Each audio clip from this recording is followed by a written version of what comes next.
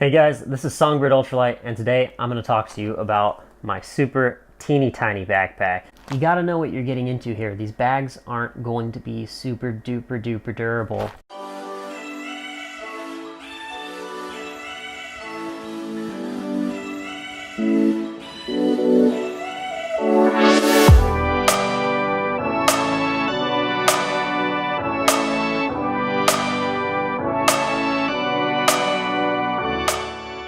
So awesome. I showed you guys this backpack before I set out on the last 600 miles of the trail. The Appalachian Ultralight balloon pack has been really great for me. At 6.25 ounces is pretty darn hard to beat for a very bare bones, super duper ultralight backpack. Alright, so probably more than any other piece of gear, this pack is what stands out to people when I'm on trail. They see that and they go, oh, is that your backpack? That question gets annoying pretty quickly on a longer hike where it's like, yes. It's like, is that all you're carrying? Is that your backpack? Like, yes. I think maybe what people mean is that they think I'm slack packing. So like I said in my other videos, this was the lightest bag that I was able to find that had the features that I wanted. As you can probably see, the cuben gets a little dirty over time with the white, and it kind of shows the wear and tear a little bit better than a black cuben bag would.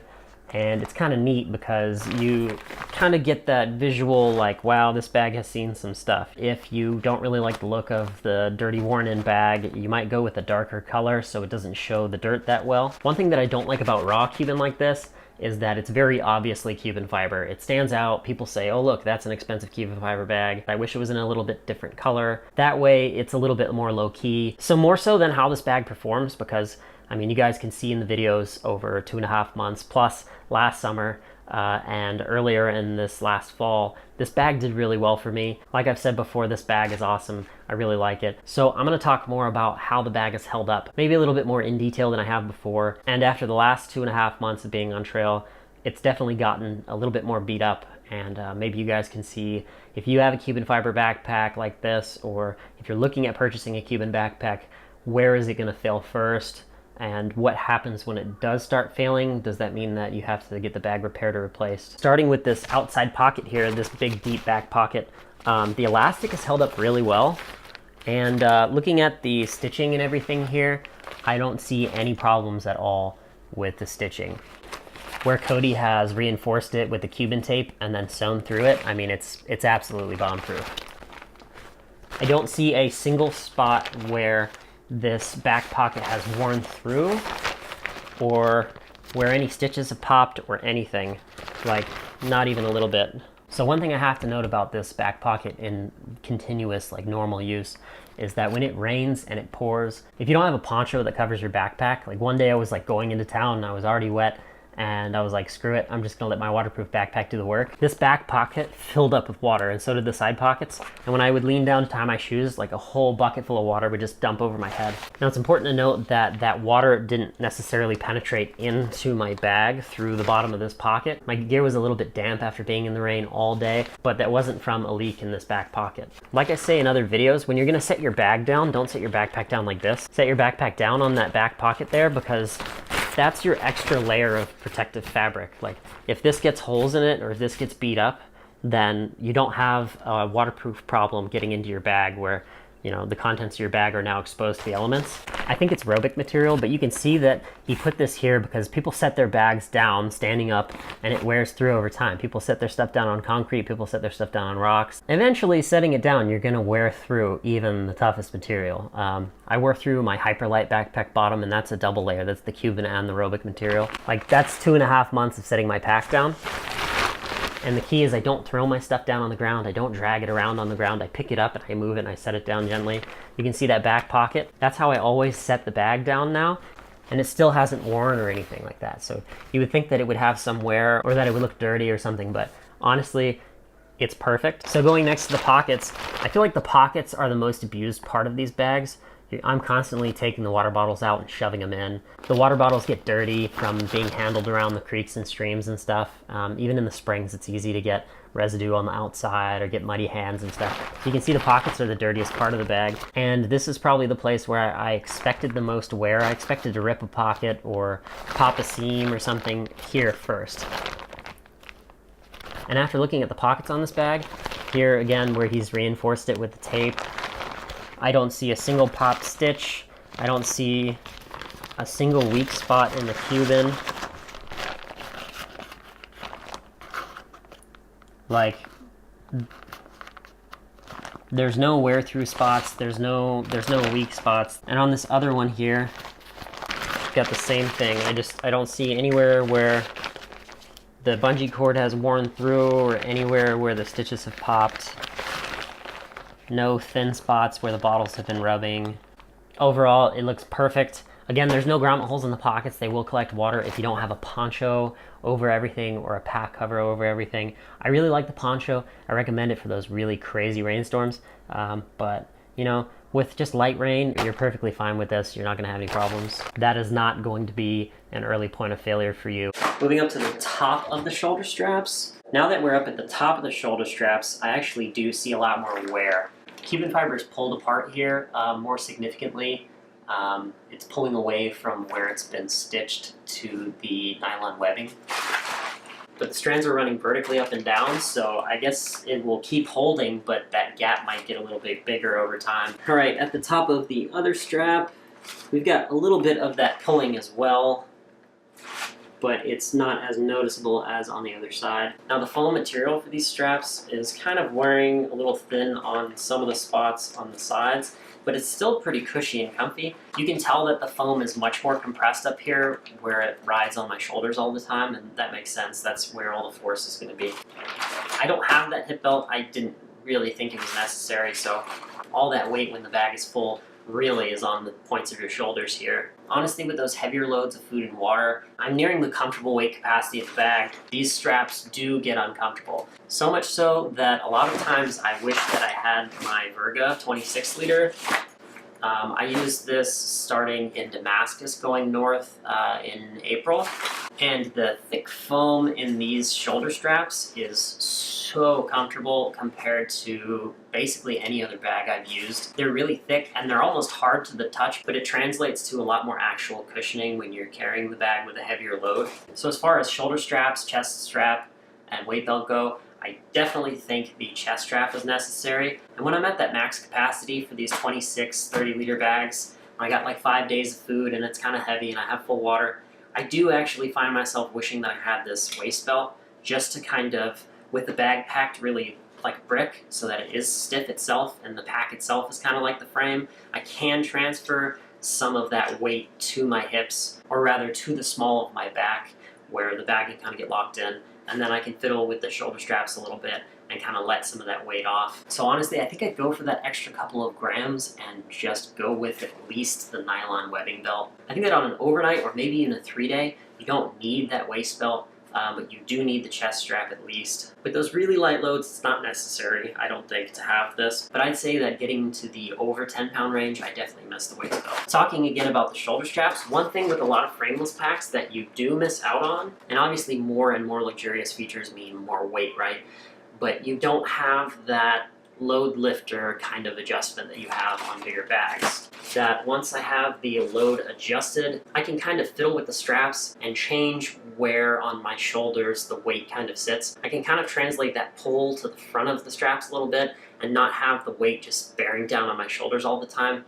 That feature combined with the weight belt and the chest strap, I can kind of tune it and get it to where it's much more comfortable on those like over 4 days, like 5 days and up sections. It's really nice to have those features. Moving up here to where the shoulder strap's attached to the pack. The first bag I had was defective and I sent it back and Cody replaced it. Maybe defective isn't the right word, but the original design, like the 1.0 I guess of the balloon pack, was kind of weak right here. The shoulder straps were sewn straight onto the fabric here, and there wasn't really any tape reinforcement or the strip aerobic here.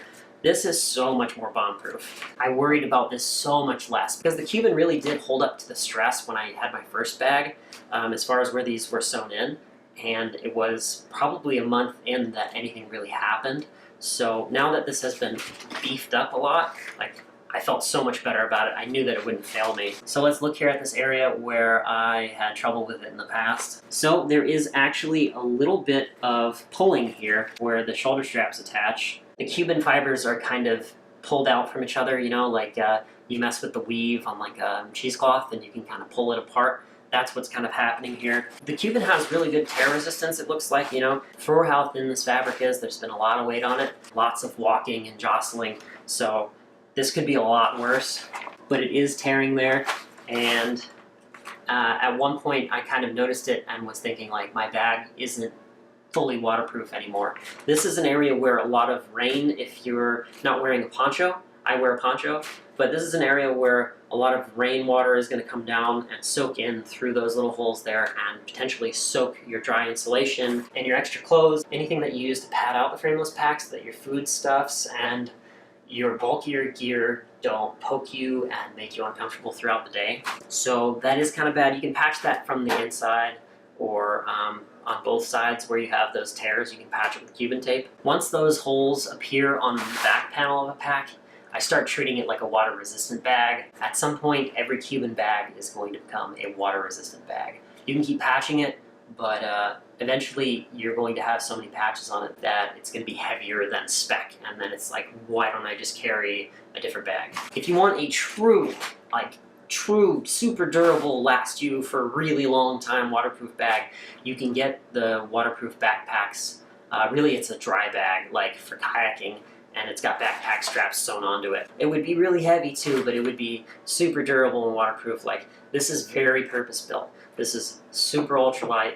Like, you can't really expect more from this bag at 6.25 ounces than it has done, and has done a really great job. So I don't want to downplay how good this bag has been. I just want to show like where you can expect your cuben bag to kind of start to come apart at the seams, if that makes sense, okay? All right, so now looking back here, there's kind of like, and I've noticed before, there's a triangle here where the weight is distributed into the fabric of the pack here on the back panel, and your shoulder straps are pulling like this, and you can kind of see that triangle there. That's how the weight comes down.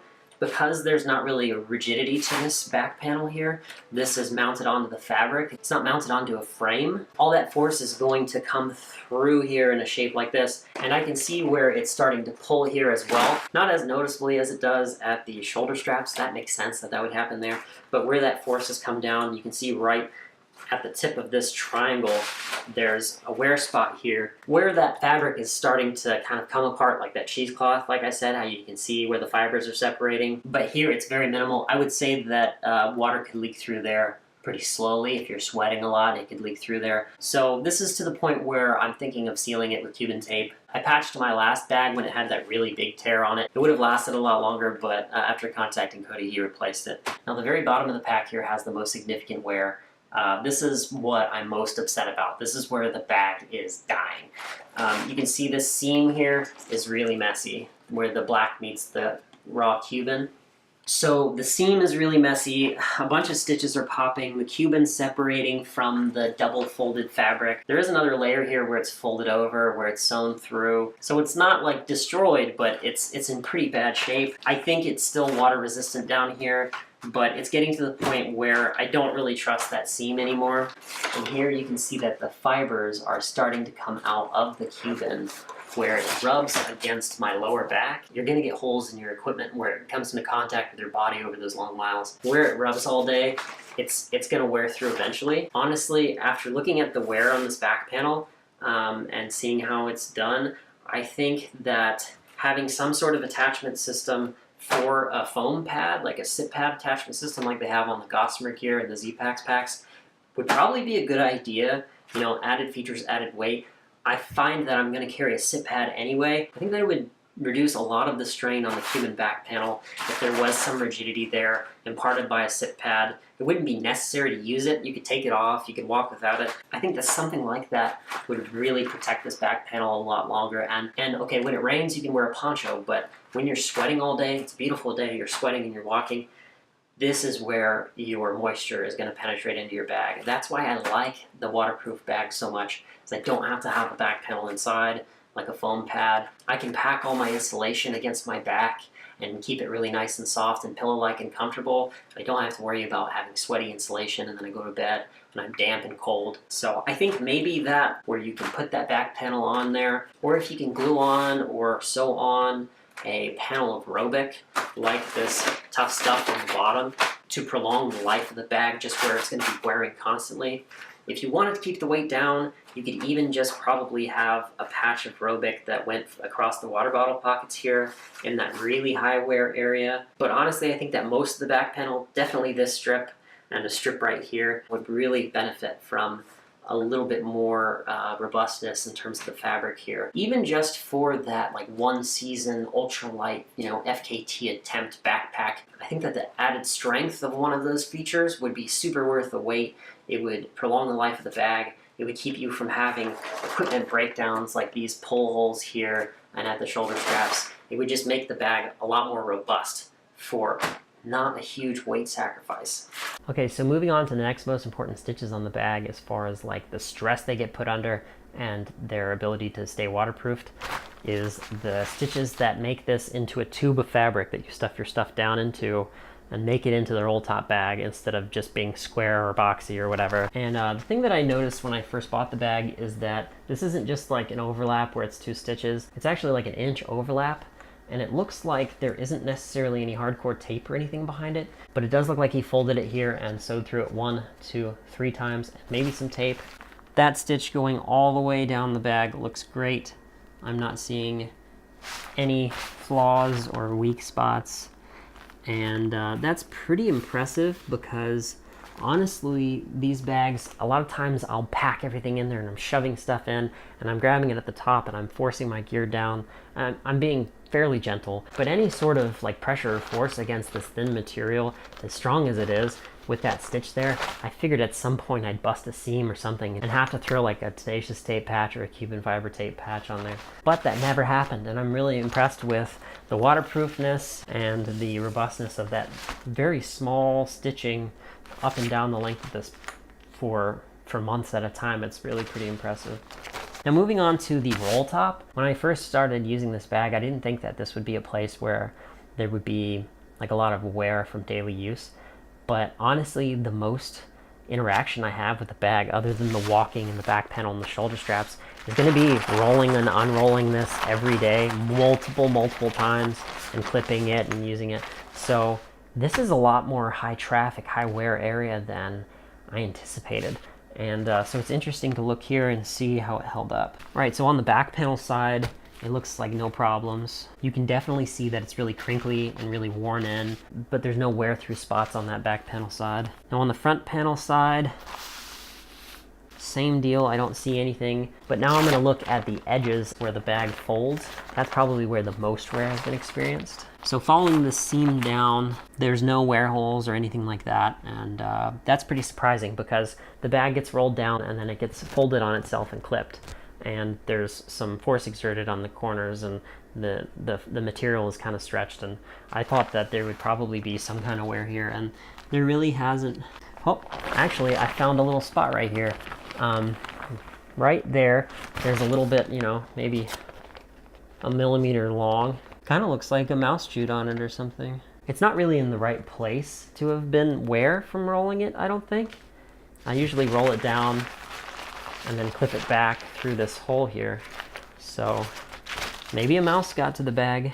I think I remember seeing that at one point and being kind of upset about it, but I forgot about it until now. And the cool thing about the roll top is that it rolls several times. I usually roll it all the way down to the shoulder straps.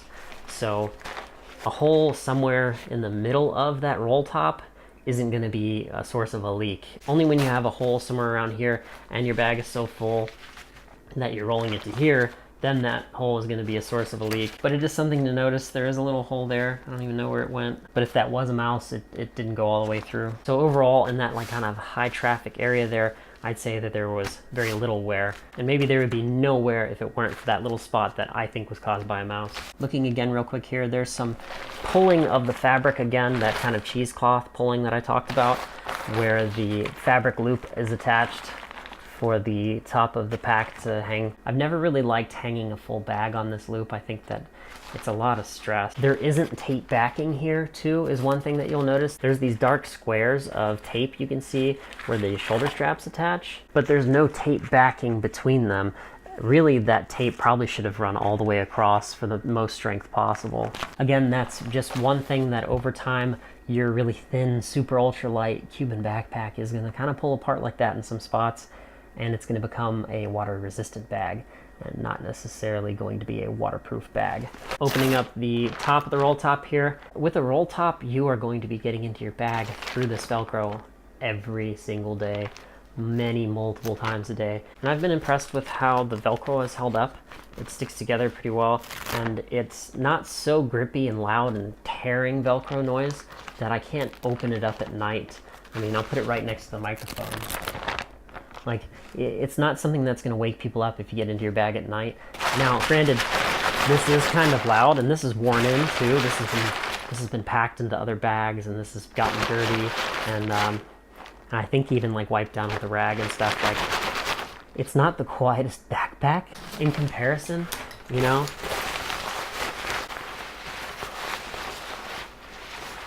I guess really it's not that much louder, but it has like a crinkliness to it that is just a little extra annoying when you hear it in the middle of the night and you're like, oh man, I'm being so loud, I'm sorry, I'm waking everybody up. Honestly, no one's probably hearing it. Anyone that hears it is already awake. Kind of like people complaining about snoring. If you were asleep, you wouldn't hear it.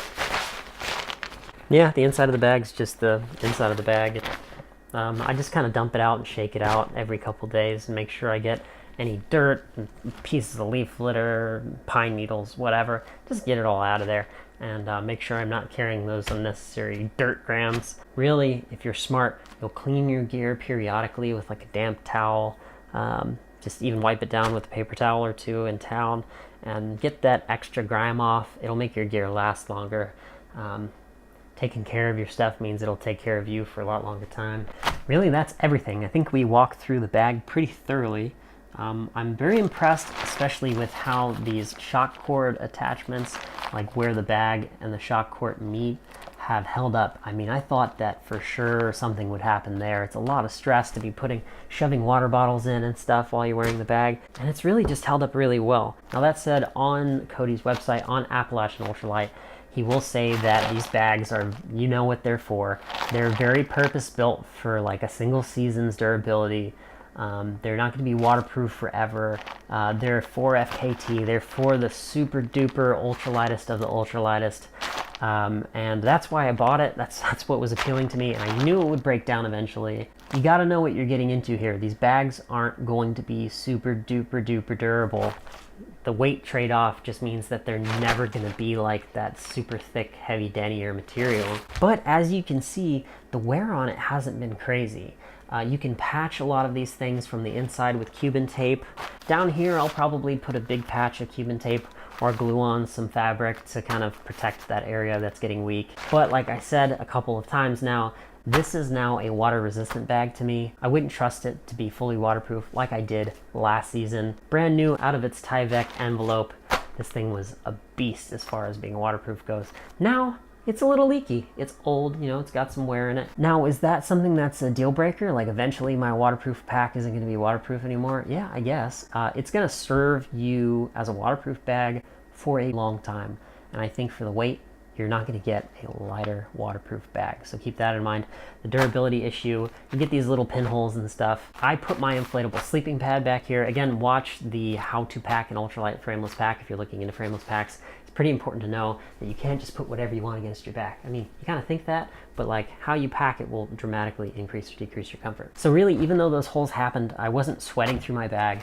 My sleeping pad was there. On really sweaty days, the sleeping pad would have a little bit of sweat on it, but the contents of my pack, my insulation was dry and clean. And when it's really raining, I wear my poncho. I'm not one of those people that likes to get my only set of clothes wet and like, oh, it's summer, it doesn't matter. All right, so bare bones here, guys, okay? I've used this bag over 2 seasons. I used it with my hammock setup. I used it with my ground sleeping poncho tarp setup. I've used it in the fall, I've used it in the summer. It's a good bag. I just wanted to show you guys what another 2.5 months have done to it. And if you haven't seen any of my review videos before, this is your first look at the pack, you can get straight to seeing what long-term wear looks like on this thing. So again, bare bones, is this pack worth buying for a thru hike? Yeah, I think that especially if you're gonna go really I'd say sub 7, sub 8, 4 days of food max, maybe a 5-pound base, 4.5-pound base. This bag doesn't have the features to carry over 15 pounds comfortably. It's just not there. And with a frameless pack, without the hip belt, without the frame, it's harder to pack the bag so that the weight's translated to your hips. But right at around that 15-pound mark is where it starts to get uncomfortable on my shoulders on longer days. Granted, I have some pretty messed up shoulders, but I think that anyone really is going to feel that way, carrying just all that weight on their shoulders. The last 2 days of a section or on shorter 3-day, 2-day, 1-day town to towns where you're just blasting, doing big 20-mile days. My very last day on trail, I blasted into town. I did 29 miles, I think, or something like that, 27 miles. And I got into Hanover and I, drank the last of my water.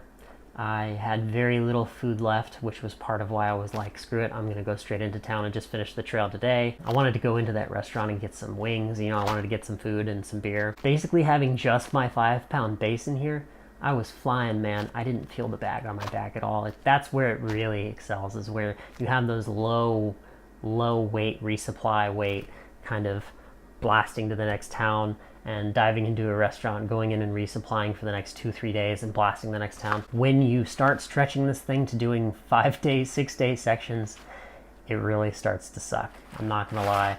The weight on your shoulders with 18 pounds of food, water, gear, it's not great. If you're just getting down in weight to where you can go to a frameless pack, like maybe you're now able to be like sub 15 with food and water, congrats, dude. That's really great. But if you haven't bought this $200-something type of bag yet, maybe even with a Z-Packs variant or something that is completely frameless, you don't have the built-in back panel features or anything, you don't have a waist belt, like I'm talking like balloon pack style, super duper ultralight. If you're not there yet, if you're not 5 pounds, sub 5 pounds on your base, don't kid yourself. With food and water, you're going to be closer to 20 pounds. Like, be honest about it. If the rest of your gear isn't there, your backpack has to match everything else you're carrying. Like, your pack should almost be the thing that you replace last or pick out last. Because taking your existing gear and trying to make it fit into a 6.25 ounce, like 0.43 ounce square yard cuben 30-liter bag that really you're gonna pack down to like 25 or 26 liters, the shoulder straps, the backpack just isn't made to carry those loads.